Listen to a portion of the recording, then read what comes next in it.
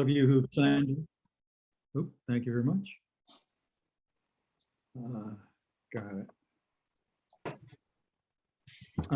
So thanks for signing up to this. I think Dan said we've got, I don't know, 10 or 12 people on, so that'll make it kind of easy. People will be able to chat.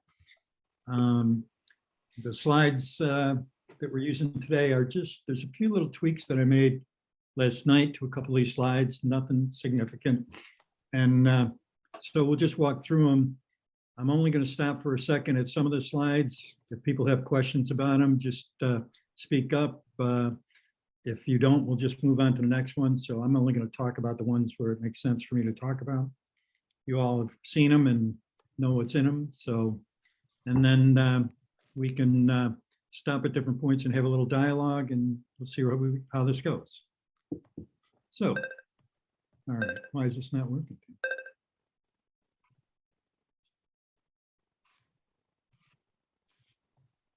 Huh, that's kind of interesting. All right, so these are the sources where most of this information has come from. Most of you are familiar with quite a few of them. And it's kind of amazing how conflicting some of these sources are about different things. These are the things we're going to chat about or we're going to cover. And we can start here with sort of, if you think about what maybe are the goals for maintaining good ice during a game, these would be them.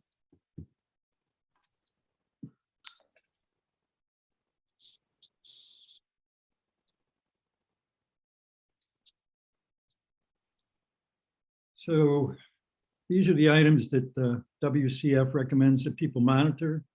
You can see that a bunch of them are inside and outside so that you can compare what's going on outside your building to what's going on inside your building.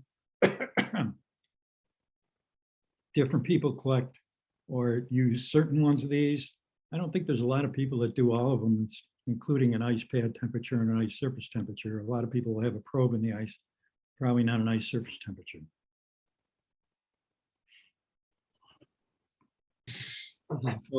Photo that somebody sent me of their eye on the ice. You can see that they've got their brine temperatures up in the left-hand corner, and then they've got some interior, exterior temperatures, dew points, humidity, air temperatures.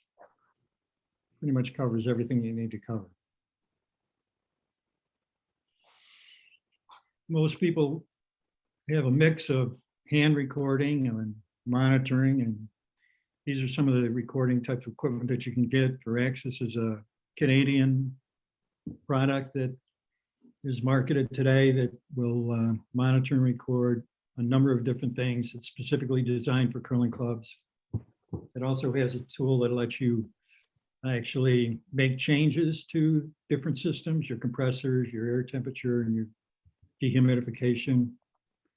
Most compressor systems basically have some sort of recording function that allows you to record ice temperature, brine return, various aspects of what's going on with your compressor systems. Eye on the Ice is another system designed for curling. Basically, it'll monitor and record various things, nice computer program, and it has the flexibility that each of these are not hardwired, and so you can move them around or put them wherever you want based on whatever your needs are as your needs change. And then there are some relatively inexpensive types of monitoring and recording equipment. This one, Govee, is one that one of our clubs has been using. Just records air temperature and relative humidity. It's nice that it kind of will download the information onto your phone when you walk in the building. They usually have 2 or 3 of these little monitoring. Yeah, so monitoring things that they put in different places. You need to calibrate them all together when you use something like this. That usually you put them all in the same place for a day or 2 or 3 days to see how they record temperatures and relative humidity in relationship to each other. Often they won't all be exactly the same. I shouldn't say often, but there's times when they won't be the same. We've had not a system like that, but a similar kind of air temperature, relative humidity kind of temperature thing in our club. And, you know, two of them were really close together and one of them was pretty far off. Now, the other thing you want to know about your equipment, whatever it is, whether it's your dehumidifiers, heaters, compressors, whatever it is, just how sensitive is it? Is the information, how do you know what's the accuracy of the information? You know, one of the things that I had learned when I first started was that we were operating on a system that basically the compressor system worked on full degrees, and I hadn't really understood that full degrees could actually mean actually almost close to 2 degrees when you're talking plus or minus 1 degree. So you just want to know what your systems have the capacity to do, and then you're just going to have to work with what you got.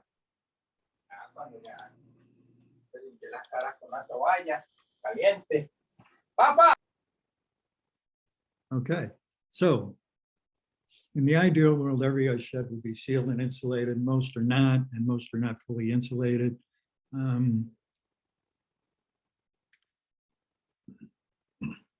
So basically what you've got in most unsealed buildings is what's called an uncontrolled airflow.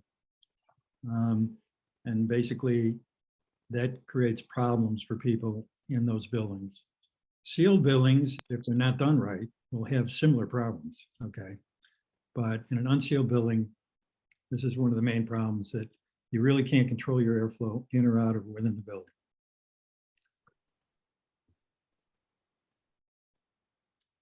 This is all pretty straightforward about airflow. I think the one thing to keep in mind is some building materials are highly permeable. So you might not think about them as leaking air when they are, okay?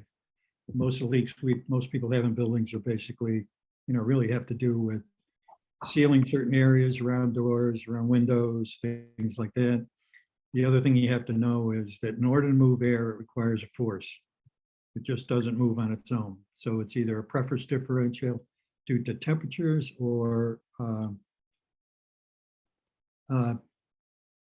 fans and other things. So this is one of the things that kind of surprised me. Not so much the air pressure, air moves from high pressure to low pressure, but the idea of infiltration and exfiltration wasn't something I'd really thought much about. Infiltration was something you'd hear a lot about. Exfiltration was not anything you hear about very often. But if you have one, you have the other one. So if you've got air coming into your building, you've got air going out of your building. Convection loops, this was the only slide I could find that showed a convection loop. I think most people that do ice are familiar with convection loops in the ice shed. Certainly as a problem, there's not much you can do about it. So sublimation is one of those things that occurs as a result of convection loops. We notice it more along the sideboards. That seems to be a commonplace, probably happens along the end too. The other thing you want to be aware of is localized sublimation can occur caused by various airflows.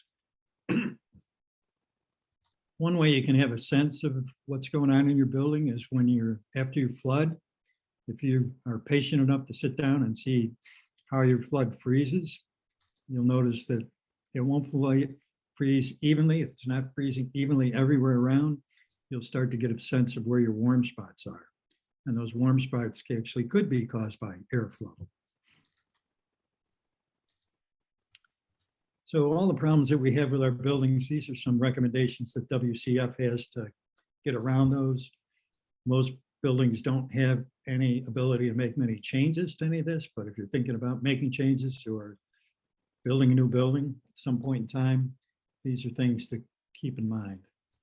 I didn't really realize that wood would be considered a warm material and doesn't absorb the cold. That was something I wasn't familiar with. And it also reduces the possibility of condensation, but I can tell you, if you get enough moisture in that wood, you will get condensation.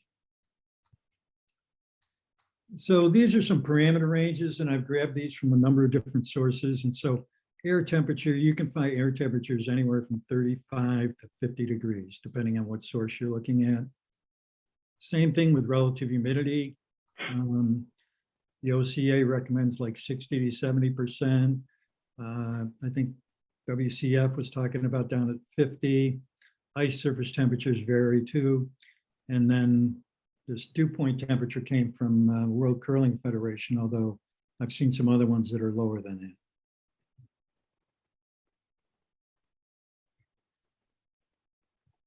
that. So there's two things to keep in mind about moisture. There's humidity, which is basically a measure of how much water is in your space, and then relative humidity. And usually we talk more about relative humidity, and this is sort of the definition of relative humidity.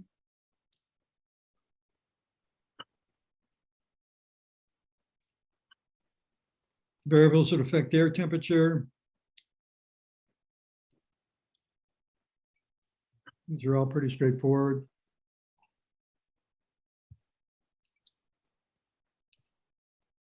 Players breathing.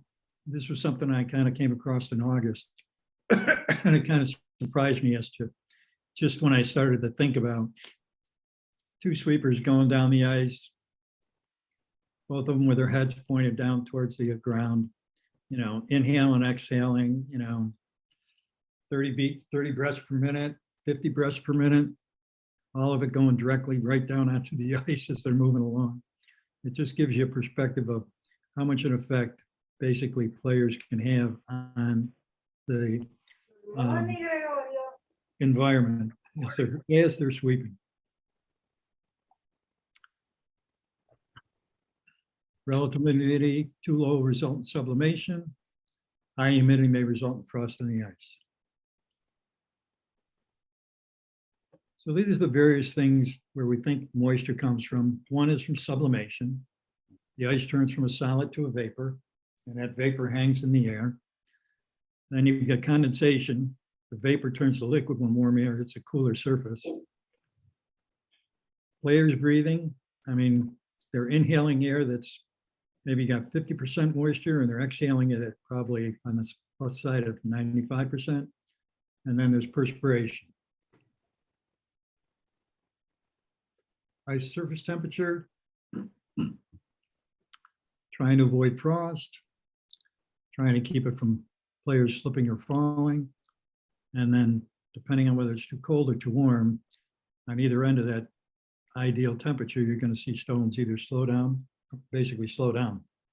I don't know if everybody's been on one where the ice got really warm. I tried to play on one where by the fourth end we stopped. It was almost like there was something wrong with the compressor and it was getting wet and the stones were like thrown through slush. Different ways you can measure ice surface temperature. Like I said, a lot of clubs basically have a probe in the ice, some point in time, some location. I've seen some people using similar things like the Govee, only it had a probe on the end of it, where people were setting it just on the top of the ice, which could work fine. You can use an infrared, or you can use like a Fluke dual probe thermometer. Most people are using a proxy. Most people seem to have a probe in the ice in various places, okay? Or they're using brine supply or brine return. And they're kind of guessing at what their ice surface temperature is, unless they've got a Fluke or they've got something else that they're setting right on the top of the ice.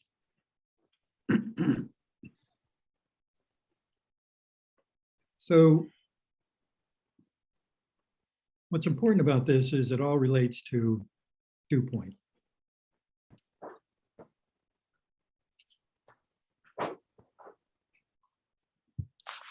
And so frost, you know, is the bane of our existence when people are curling. We don't want to really have frost.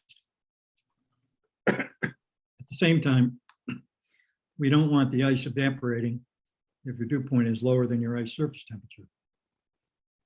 So you're trying to find a place where you're going to have the right dew point that isn't going to result in frost and isn't going to be lower than your ice surface temperature.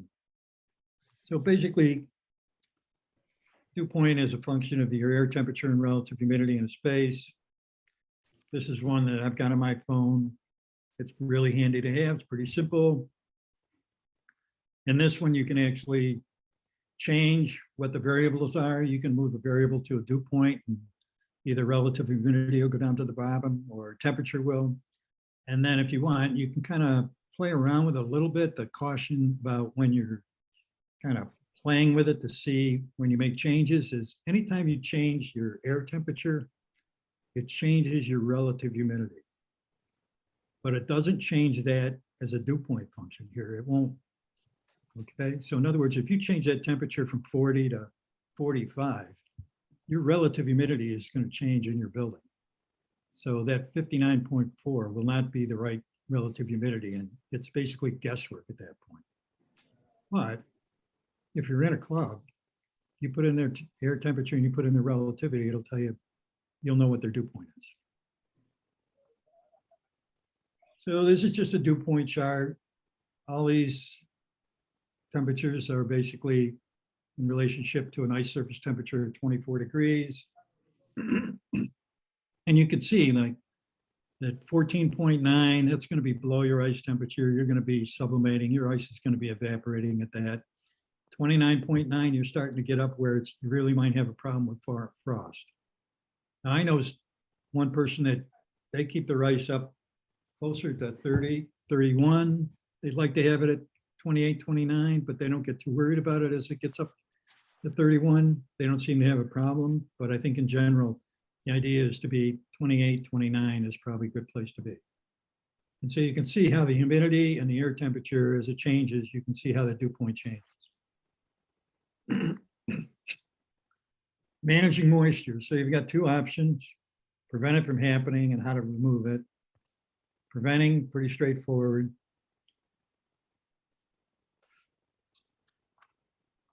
The one thing I would suggest is for anybody that's ever been through an energy audit in your home, you might want to have one for your building to get a sense of how much airflow you've actually got going in your building. How much of it is leaking out of your building. And the reason it's just important to know is that you'll have a sense of what is going on in your building. Is it leaking a lot? Is it leaking a little bit? You also can start to identify where leaks are and figure out how can you start to seal some of that up. Moisture removal, basically you've got two options: dehumidification, and if for some reason the relative humidity is lower outside than inside, then open your doors, which is one of those things that people were doing probably 20 years ago, and is probably not happening these days. All right, so problems. So basically frost is a problem that we see occasionally. It's a result of high humidity. Basically, one of the ideas that was shared with us at our club was that if we're having trouble in our ceiling with moisture and we can't get rid of it with our dehumidification, we had ceiling fans, and the suggestion was turn the fans on so they're blowing the moist air down to the surface overnight, and then you'll scrape it off in the morning. You can raise your air temperature as a way to help deal with your dew point, but that actually does not remove any moisture, all right? All it does is allow your air to hold more moisture. People sometimes will shock their ice with a hot water pebble, or basically do a hot mop over the whole ice surface. Again, this is something that people were doing 25, 30 years ago when people weren't having dehumidification in most buildings. And the other idea was that if you've got high humidity outdoors, you want to see if you can maintain a slightly positive air pressure in the ice shed, and that'll prevent it from leaking in. Sublimation, basically function of low humidity. You can raise the dehumidifier set point to get your humidity up higher. I have one friend who, when his humidity is slightly down, he brings out a pot of hot water, plugs it in, and lets it sit there for however long it needs to be there. Sometimes it'll be there all day. Sometimes it's there for a couple hours, but it's a way to kind of bring some moisture into your building. It's something you can do if you're down at 40% humidity, that you might want to try to get it up to 50. But it's something you have to pay attention to as to do it, so you start to get some experience about what works. Ceiling condensation. Let's just talk about this for a minute. So this sentence at the top The key to preventing ceiling condensation is to keep the ceiling temperature and the dew point far apart by managing the moisture content of the air. Now, I've only run into this in this article by Dan Detmers. And it just makes me wonder if that actually is true. Anybody thinks it's true? Ian, Greg, Steve? I think you're talking about what we call hoarfrost. And some and so I'll give you an example in my club. It's non-insulated building, beautiful wood ceiling. When it gets -20 out and I have the heat on, there's hoarfrost creates in the wood. And when it gets too warm in there, she'll drip like mad. The humidity could be 50% in the building or 24 dew point, but it'll be dripping like mad if I don't catch it on time. Is that what you're talking about? I think so. I'm just, again, it was something that as I've only found in this one source. So you'll also, if you use your pot of water in a building, and that moisture will go into your ceiling or whatever. And if you don't catch it, it's coming back down on you when the weather changes. So let's come back to this in a minute. So then basically, you get condensation will occur on any surface in the rink colder than the dew point temperature. And some of the options are you raise the interior roof temperature, remove the moisture or lower the humidity by raising the air temperature. And again, you can open doors, which seems like a bad idea. So back to I mean, if your humidity outside is lower than humidity inside, then it's a good idea because you just bring in drier air in. No, that's true. Absolutely. Absolutely. Done it many times. Yeah. And his point with warming up the air is, your warm air is going to rise up high. So hopefully that's going to dry out it's going to warm up anything that's the condensation is going to would attract to if it was colder. Right? Yeah. By warming that up, you're not going to have the condensation gathering on those beams or on those pipes or whatever.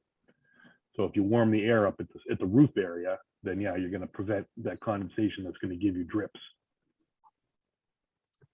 And Pete and I had a conversation about it, and we were struggling to figure out sort of, if I can go back, oh boy. All right. We were struggling with, keep the ceiling temperature and the dew point far apart. We were trying to figure out what that really meant. We found one example in Scottish Curling Ice Group around in water in a curling rink, but so this slide came from a friend of mine. And here in number 6, this is up in the rafters. All right. And so he actually put this sensor up there, I don't know, 2014 or 15, somewhere in that range, because he was getting condensation up there. And he wanted to know what was going on. Now, this is from last week, actually, all right? And so here he's got an air temperatures of 46 up there, relative humidity of 53, and the dew point is 30. And while I didn't ask him about this last week, I'm 99% sure he's not getting condensation up there. Otherwise, he'd be doing something different. So that made me wonder if this is enough of what we're talking about is a difference between the air temperature and the dew point. This is like 16 degrees, right? Pretty significant difference. But so this may be what Detmers is talking about, but it's just kind of surprising to me that there's no other reference to that anywhere else. So I just don't know where it came from and never heard of it before. And don't know if anybody else has heard anything about it, but certainly feel free to share. So the other thing we wanted to chat about, weekend bond spiels, maintaining game parameters under unusual circumstances. And it's basically about managing an additional heat building, and it's in some cases, you're doing the same thing that you would find in a reading setting. Lower the ice temperature, lower the ice pad temperature, get the building temperature down. And then during the day, as the heat builds up, you can kind of manage things by raising your ice temperature and raising your air temperature. So that's it for us. I want to back up here and just see. So does anybody else have any thoughts about any of these? Any of you out there that are listening? Anybody got any examples that you could share about things that you found challenging or would like to? Right, and folks, we ask you to mute yourself. I muted a couple of people here if they're having some background noise, but you can unmute yourself if you want to speak as well.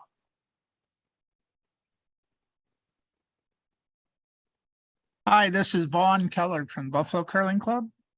Hi, Vaughn. We're in a warehouse situation, so we see the condensation. We know when our humidity goes up in our ice area.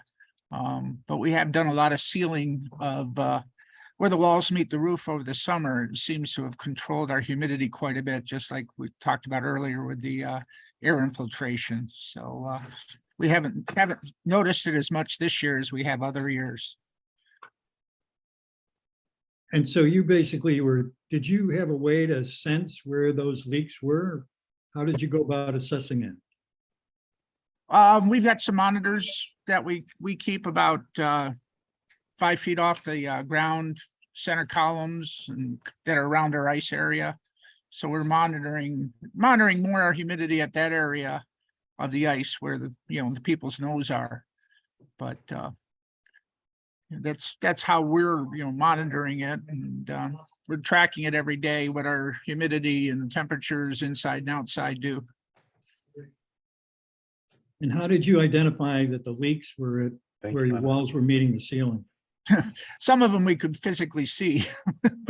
Yeah, that helps. Yep. When we that looked makes at it's an old warehouse, so just there's some block walled and the tin with insulation behind it, and some of that insulation had sagged a little bit below, and there were times when, especially when it was dark in the ice area and light outside, you could physically see light coming through between the ceiling and the walls.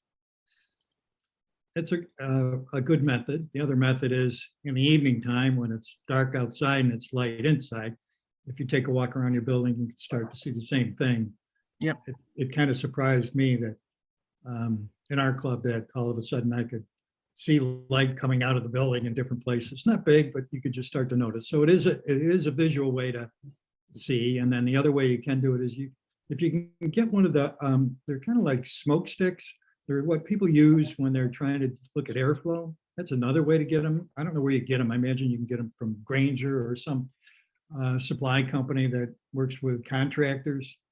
And you start going around doors and windows, you'll start to see using one of these little smoke things that you can see where the airflow is. You can see where it's going. And it's another way to kind of start to see where you're getting leaks or you're getting airflow that you don't really want. Anybody else out there have anything to share, willing to share?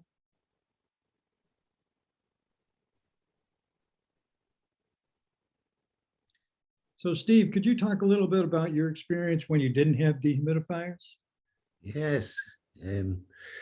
Scotland's winters in Scotland can be quite mild, say around about averaging 10 degrees and a lot of rain. So many years ago, before dehumidifiers and insulated building, we had, I mean, sometimes you would just pray for some frosty outside conditions just to get a break from it. So that,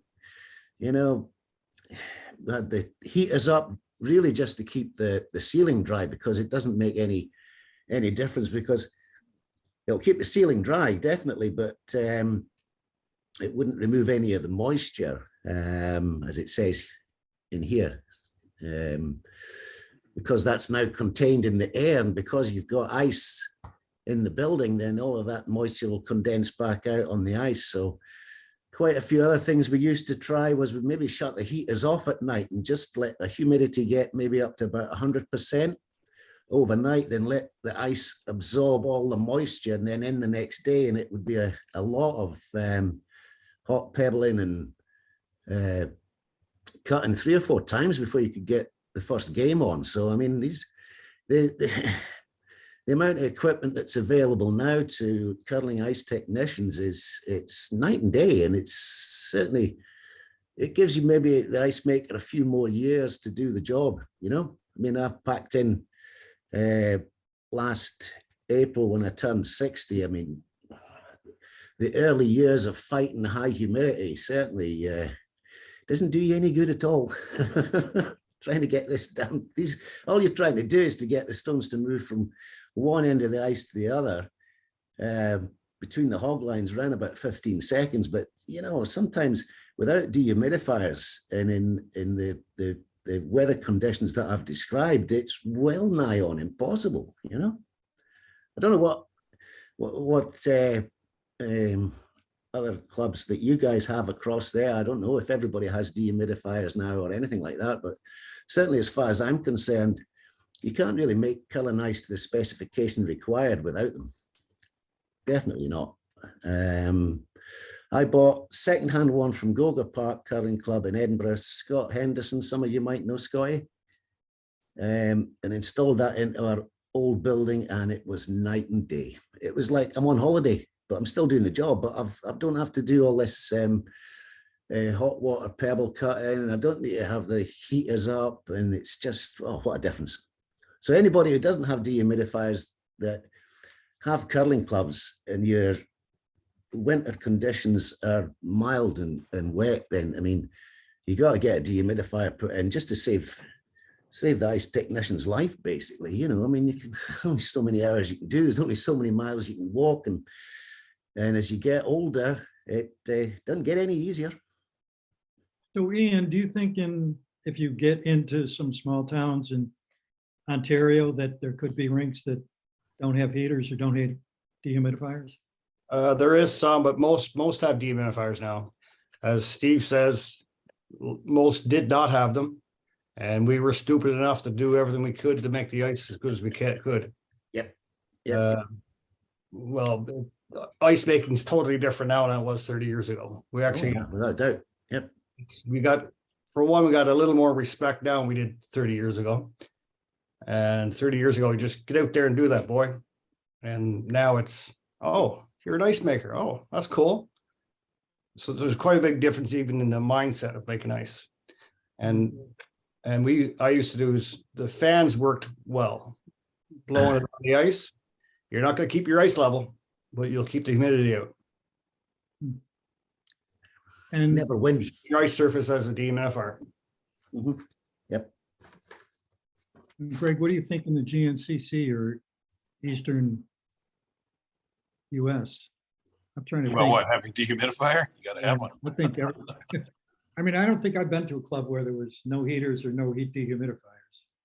Yeah, no, I mean, I think every club wants to have one. I don't think there's any places around here that don't deal with humidity in the Northeast.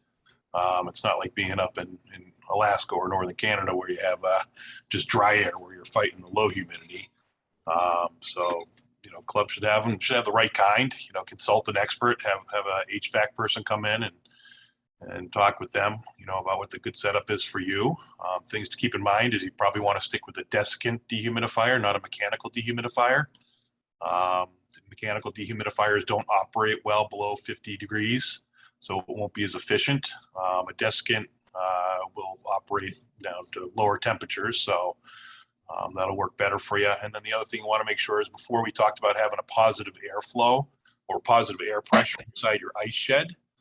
That's going to help if you have positive air inside the ice shed. That's going to help prevent moisture from outside permeating to the inside.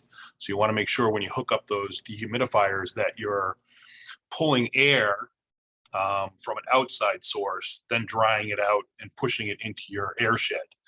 You don't just want to cycle or take the wet air from your ice shed and then push it outside, because then you're going to create a negative space. So we had that problem at Broomstones. Our dehumidifiers were hooked up improperly when the guys came in and did it. All it did was it took the moisture from inside and then pulled it out, it blew some dry air back in, but it also exhausted the air to the outside. So we're creating a negative airspace in there. By doing that, all it did was just suck the moist air from the outside to the inside. So it was kind of fighting a losing battle.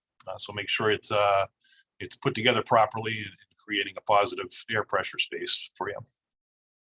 So in that case, it was helping as long as it was drier air outdoors, and it Yeah. was hurting anytime that it was more moist outdoors. You know, I curled in a club in Quebec for a long time, and it was 2 sheets, and they had a big dehumidifier in there with a big sock on it, and people hated to turn it on because of the noise. You know, so they used it for a while, but occasionally in the middle of a game, somebody would come over and take a hockey stick and reach up and turn it off. And it was strictly because it just seemed like it was too big for the area that they had it in. And it was just too noisy and people didn't like it. And we were in there one morning, in a February morning, for a pickup game and with a junior team, and they were trying to run them through the routine playing against another team. And I was out there throwing a few stones early in the morning, and it was fine. You know, it was nice ice. You could get it to the button, no problem. And then we all got out there to start a game, and they had a practice for each team. And I was the lead. And when I went to throw my lead stones, I hogged both my stones, and the frost had just built up in there from having like 12 of us in there for 15 minutes. It was just kind of shocking to me how quickly it frosted right up. And, you know, so it doesn't take a lot to get it that way. So any other question? Go ahead. Talking on the other side of the coin as well. I know a lot of clubs, the board of directors who went and buy this $50,000 or $60,000 piece of equipment, and now they have to use it all the time. I've been in many, many clubs where that dehumidifier should be shut off in November in certain areas in Canada and not turned back on until March. But they will not turn that thing off because they paid for it. And now they're taking the ice out. So there's where you are in the country and your temperatures outside, you don't need to use the dehumidifier all winter. So it's really a function of just how dry is the air around your building, right? Yeah. I know a lot of dehumidifiers are running year round, and then in Ottawa here on a tight building, turn it off in November and not even bother starting up again till spring. And I had heard, I mean, again, oh boy, and most of them are running all winter. You go down east, that's getting close to the water down there. It's totally different again. You'd be like down in Boston, right? Yep. You're all the time. So one of the things that came up when I went to, was it one of the Grand Slams, I think maybe the first or second one I went to, was this discussion around what do you want to keep your humidity at? And it was really about basically talking about how a lot of clubs were keeping it at 40, 45, or 50, and how this group of people thought 50, 55, 60, 65 would be better, in the sense of you don't need to be wasting all the electricity. You don't really need to look at a number. Look at your ice. Well, and here in this, at this club, he's keeping it at 65. He likes to keep it between 63 and 65. And partly he likes to do that and keep his air temperature pretty consistent, because then you don't have to mess around with any other variables, all right? But as you can see, he keeps his dew point right around 30, okay? 28 to 30, it varies here. There's 27, 29, 28, 30, 30, okay? But he doesn't get frost on his ice, and he's pretty happy with what they do. So it's really a function of your building and trying to figure out what you can do in your building. And it helps reduce your electricity cost if you're not running all this equipment all the time, whether it's heaters or dehumidifiers. Air temperature's pretty cold in there though, Yeah, for 4 degrees centigrade. So yeah, that'll be nice and shiny, that ice, won't it? You know, it might be. I've been there, but not when the ice was in. All right, right. It's just with the dew point there and the air temperature there. Humidity is spot on for it all, I think, and that should just look shiny, no frost, and be able to play the whole sheet on that, I would guess. Yeah. So, and his club is a lot of elder folks. And so in this club, he keeps his ice speed up around 14.5 to 15. Well, yep. Okay. Which kind of surprises me, but they think that, I think that half his members are over 65. 23. So, but you can just see how it kind of varies. Your dew point varies in different places in your building. What's he got? 6 sheets, 5 sheets? So, all right. So a couple last thoughts here. So one of the things that's important is for you to observe and record. Keeping an ice log, I mean, keeping notes about how things are changing in your building. It doesn't have to be too comprehensive, but Steve had put together a little sheet that we can share with people, which basically was about how they would track things on a day-to-day basis. But it's important to kind of observe things and record what you're observing. And all our memories are very faulty. You will not remember accurately things that happened 90 days ago, all right?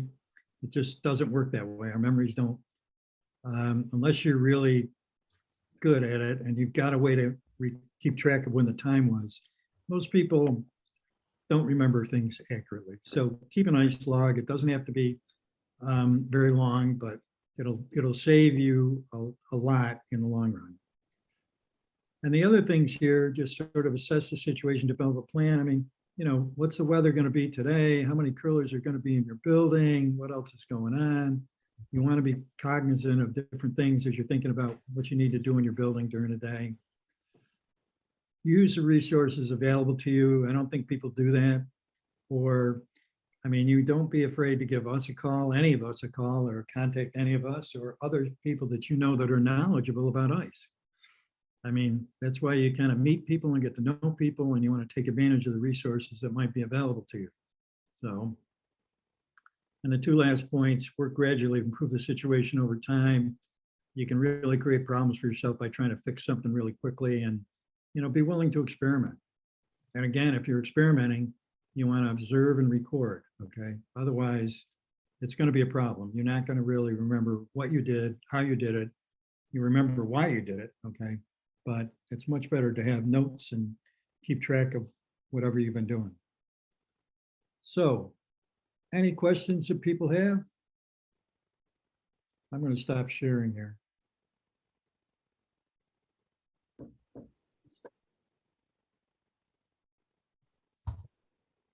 Anything that anybody else wants to add to this? This is Vaughn again from Buffalo. Just had it being the warehouse club we have, we've tried to experiment with, we've got 4 corner heaters, and I've run them with, when they're not heating, that fans are running all the time. And we've tried it where the fans are only running when it's heating. Over the years, I mean, we're relatively new. What is the impression of, you know, keeping the air circulating and not getting, you know, a real warm ceiling and a real cold ice? Is it better to mix the air up, or is it better just to leave it kind of sit stationary with whatever, you know, flow we have naturally in the building? So you've tried mixing it up, right? Yep. You're running the fans all the time, whether even when the heaters aren't on, right? Correct. And what would you observe? What do you think? Well, we really haven't seen a whole lot of difference. We had a spot in the ice that we were trying to decide whether we are causing a problem with or not, not having being able to verify where the wind was blowing, but we doesn't seem to have made much of a difference either way, because last year we ran it, but that was before we were sealed better. This year we're running without the fans running all the time, and just curious what other people are doing with their ice areas. Some of the ice places I've gone, dedicated clubs, they've got a big ceiling fan running all the time to gently move the air around. Is your building insulated? It probably not as, definitely not as well it should be. It's an old China factory, so it used to have a 200-foot kiln in the area, so they weren't worried about insulating so much as trying to get rid of the heat. You have a DMFR? I'm sorry? You have a DMFR. Yes. I wouldn't run the heat in the fans. The more air you move, the more chance you're gonna hit the ice. Okay. Okay. Fair enough. Thank you. So Vaughn, so I was in a club- Maybe, sorry, maybe in the fall of the year when you're putting the ice in, you can move that air in your DMFR probably might work better. You mechanical or desiccant? Mechanical. Mechanical will work better with the air moving. Yeah. Okay. Yeah, the key is you just don't want the airflow down at your ice level. As long as it's up higher towards the roof, that's okay, but you just don't want it flowing across the ice because that's when you'll get sublimation. Right. Yeah. Most of our louvers are either even or pointing towards the ceiling because Yeah, Buffalo required us to maintain a wet, well, a sprinkler system, which is wet. So we have to make sure we keep the ceiling above 40 degrees also. yeah. So, So Vaughn, I was in a club a little over a year ago, and they had just flooded, or they're flooded a few hours earlier. I showed up, it was just getting to the tail end of it, tightening up. And it was a single sheet, 2 sheets together, and then a single sheet in a warehouse. And on sheet 4, in the middle of halfway down the ice, that was the last place to freeze. Okay, all the other sheets were tight, but that one wasn't. And then 2 days later, the ice guy thought that basically he was getting some sublimation in that area, right? And you could feel the air coming down from the dehumidification sock, okay? So they had 2 dehumidifiers, one on one side of the building, one on the other. The socks were running in opposite directions. But this one on this one side seemed to be blowing right down onto the ice and eating the ice away in that section, all right? So, and these socks were up 14, 15 feet in the air. And we tried a couple different things, taping over the holes in the socks, okay, pushing the air against the wall. I mean, it was kind of an interesting experiment to see how much air moving around up there that you didn't realize. I mean, I never would have thought that, I never would have identified that as being a warm spot in the ice from just scraping, right? But this guy, who was a good ice guy, recognized it as, hey, for some reason, I'm not getting as much snow in this area as I should be when I'm scraping. So, you know, if you watch when you're flooding, if you get the tail end of a flood where you can come in and see what's happening, that'll tell you something about how possibly airflow is affecting how that's freezing. That's another way to kind of look at it. But I think everything you're doing makes sense. You're trying to pay attention to what's going on. And that's the key. I mean, you really want to have a good sense of what's your problem, or when you can see that there's a problem versus maybe you're looking at a symptom of a problem.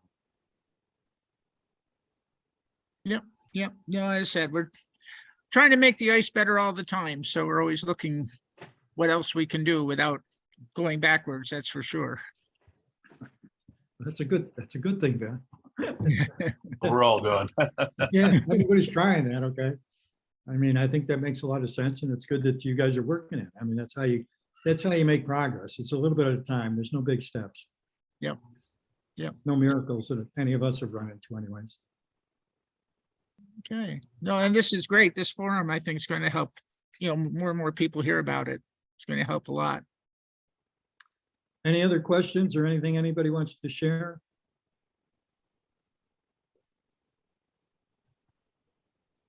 Quiet group. Sunday morning, maybe this is a bad time to have this. All right, well, listen, I don't see any reason to keep people too long. Thanks for everybody attending. This is recorded. It'll be shared a couple weeks. I'll let people know when it's posted. If anybody has any feedback, we'll actually, Pete Della Pella will give you an email you'll get an email from Pete Della Pella today or tomorrow, probably asking people to fill out the evaluation. And so we would encourage people to do that. We value your feedback. We make changes based on what you tell us. So it's important that we hear from you. Otherwise, we don't want to be stumbling around in the dark. We'd like to make sure that we're providing you guys with things and information that you find helpful and valuable. So that said, anybody else have any lasting remarks? Greg, Ian, Steve? One of the best things we did was put a air handling unit in, which had a control, so you could control it from 10% up to 100%, so that you really got a good grip of the airflow in the ice hall. That made a huge difference, as well as dehumidifiers. If you can control everything, then you've got everything under control. That you're controlling your conditions rather than conditions controlling you. I concur. There's a club locally here that just got an ice mistress, which controls the plant and the humidity and the heat. It's a tight building. So I was helping them set it up.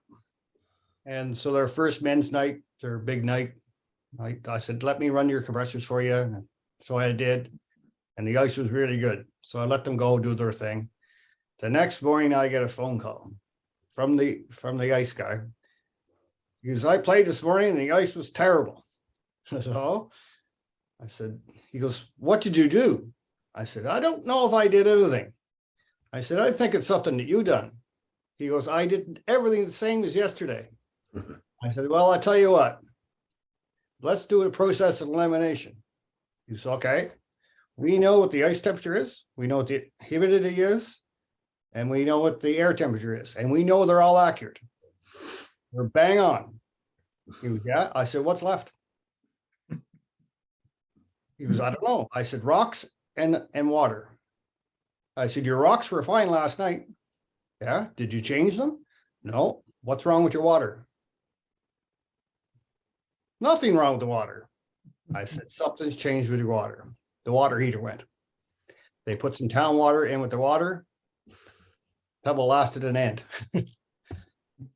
So it really dumbs things down when you know exactly what you have out there. If you have the instruments to know what your heat, humidity, and ice is, the rest is pretty simple.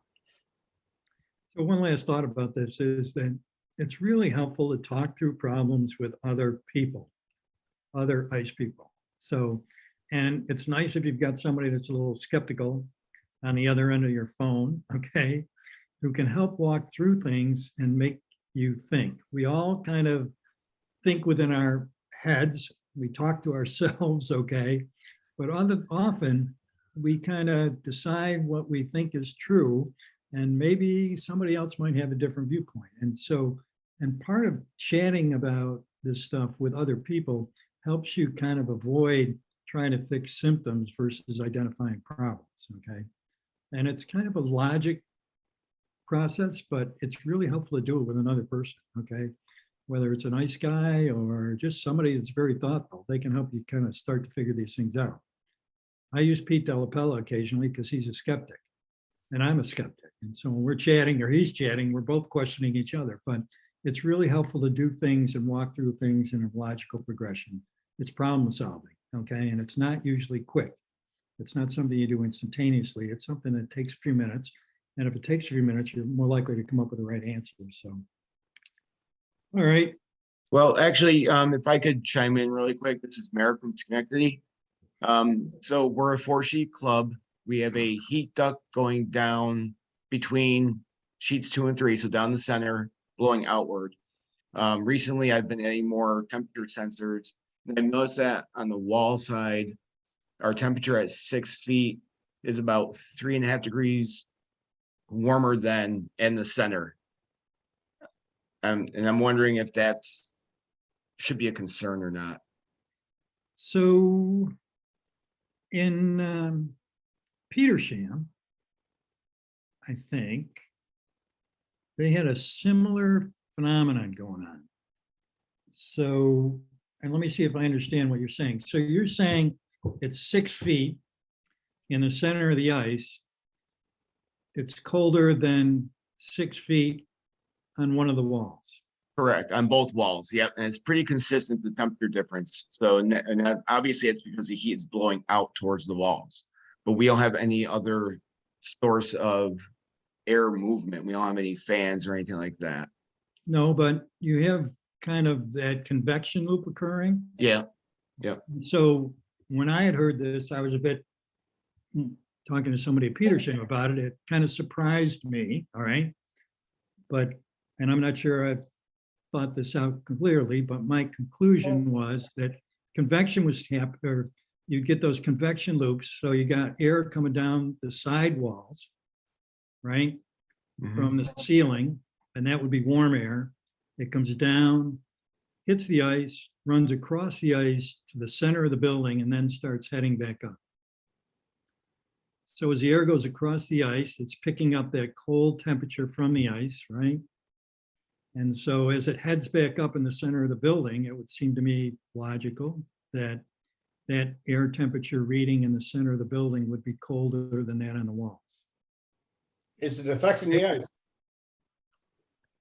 I think our outside sheets are just slightly slower, not by much though. Our ice speed's fairly consistent across. I do notice, what's that? What's the air temperature in the middle of your sheets? Is it all the same? The air temp in the middle is about 43 and we're about 46 and a half on the walls. On the walls, but what about the middle of the sheet?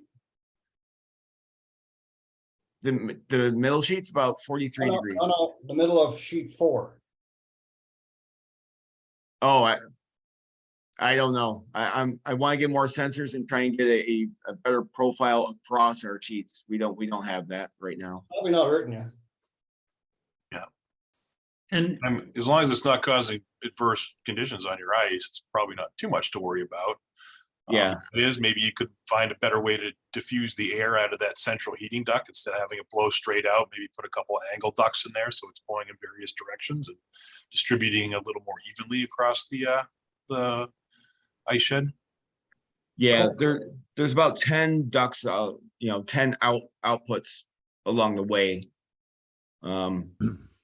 Yeah, I'll have to look and see if they're angled or not. I'm not really sure. My guess, it wouldn't be hurting your ice. It's better than cold air going down the wall. Yeah. do you notice, are you getting sublimation like along those side sheets? I mean, where the outside of the sheets along the walls, you see the ice get eaten away along the sideboards? A little bit, at the very, very edge. It's not really going into the playing area. And when I cold pebble, I do my little narrow cold pebble down the sides just to try to keep some volume out there and avoid, eating away into the playing area. Yeah, no, that's good. But you're noticing it. So clearly, as it's coming down the wall, it's eating away a little bit there, which is fine. Not a big deal. Right. You can fix that. But Right. I think sort of what Ian was saying and Greg was saying is true, that if it's not really affecting the playing surface across the whole sheet, then you might be okay. And you certainly could look, if you have a photograph of your ducks, whatever, send it to me or send us a photo so Greg can take a look at it. He can give you some ideas, or other people can take a look at it and see what it looks like. And the other thing is, I wish I could think of what that term is for these like little smoke wands, or where you can get one. I'll see if I can track down, because that's another way. It's like an incense or punk. You can buy a punk and do that. Is that what it is? Yeah, they're called punks or an incense stick. Okay. And so that's an incense stick. Good idea, Greg. Good. Right, so it smells nice. Yeah, make your high shed smell like. But that's another way to start to sense not only where it's flowing, but how quickly it's flowing, how much volume there is, what's the speed of it. All right. So to me, that might be something you want to play around with, Merrick, and see how that helps or doesn't help. Yeah, and year after year, we'd always get these little bit of lows on the edges, and I always thought, well, it's because it's the outside near the outdoors. That's why I always do it. But since I've been adding temperature sensors, I'm learning a little bit more about the shed, and I noticed that, fairly significant temperature change in the center as opposed to the wall sides. So that was interesting to me. That was much warmer on the outsides. Yep, no, and like I said, that was the same that somebody had identified at Petersham. What do you keep your humidity at? I'm trying 60% and we're pretty close. We have humidistats on both of our dehumidifiers and they do a pretty good job of keeping it right in that range. We're between 58 and 61. And do you clean them? Do we clean? Well, we just got new desiccant wheels, so they're pretty clean. No, and I meant the humidistats. No. You should look at those or have whoever does your dehumidifiers, if they do any repairs, you want to have them look at your humidistats because they get dirty. Okay. Okay. All right. One's digital and one's not, so I don't think the digital one can be cleaned, but I'm not sure about that. But the That's fine, but the manual one, the analog one, yeah, certainly. yeah, I would just check and see. I'm not sure about the digital ones. You might ask about that because there's Yeah. some other effects that can occur. They have chemical reactions to stuff that's in the air. I'm not an expert about this, actually. I'm a dangerous person with this amount of information, but I would just say that I know that in Broomstones, we had went with the system from Veraxis, Ice Mistress thing, and when they went and took down our humidistats, they were filthy. Oh, okay. All right, so they definitely get dirty over time and don't function quite as well or function erratically. So it's just something to keep in mind. Yeah, thanks for that. All right, anything else? Anybody else wants to share anything?